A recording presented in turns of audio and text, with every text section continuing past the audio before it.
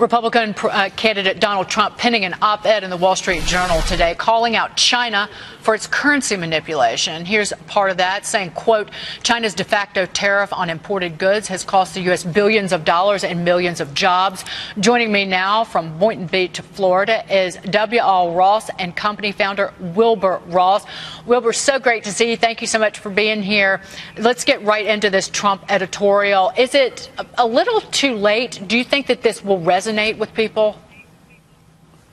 I don't think the biggest issue for tonight's debate is China. I think the biggest issue for tonight's debate is getting our economy going and tax policy as part of it. So I think it's an interesting issue, but a very complicated one that certainly doesn't lend itself to 90-second answers like they'll have tonight.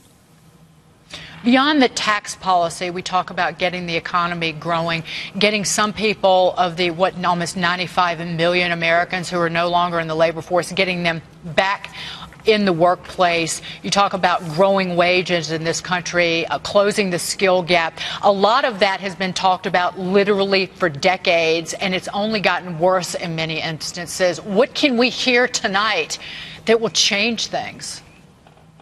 Well, I think part of it is the tax policies. The way that taxes come in as people move from various benefit programs onto employee roles is not a very good thing. At some of the low levels, the incremental tax rate is almost 100%. So there's no wonder why people would rather have a little bit less and do nothing than to give up most of the money that they earn when they get a job. So I think at the bottom end of the tax thing, there's a lot of structural change that's needed in order to make it easier for people to become interested in working. Wilbur, I also want to get your take on the following comments. This was Senator Marco Rubio last night calling out Donald Trump. Donald attacked him on his personal finances, and he went after Trump on this. So listen to this. I'm not sure someone who's like Donald Trump that's taken 4 companies into bankruptcy should be lecturing anyone about finances. Wilbur, is that a fair attack, you think, in this political season? Well, it seems like all attacks are fair. I think Trump and others have been complaining about Marco with this tiresome tale about the credit card.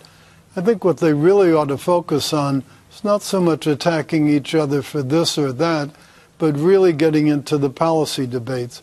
And I hope tonight won't be just name-calling, but really will be a serious discussion of issues. Does someone with no political experience, and there are a lot of candidates who don't have any formal political experience, they're qualified for the job, you think? I'm not so sure that people in the private sector who've had to deal with politicians their whole lives can be described as not having political experience.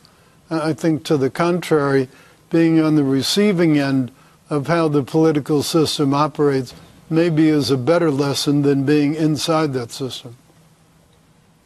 Any surprises that you maybe hope to see tonight, Wilbur, before we go? Well, I don't know if I would call them surprises, but I would like to hear Dr. Ben Carson really lay out some details behind his programs.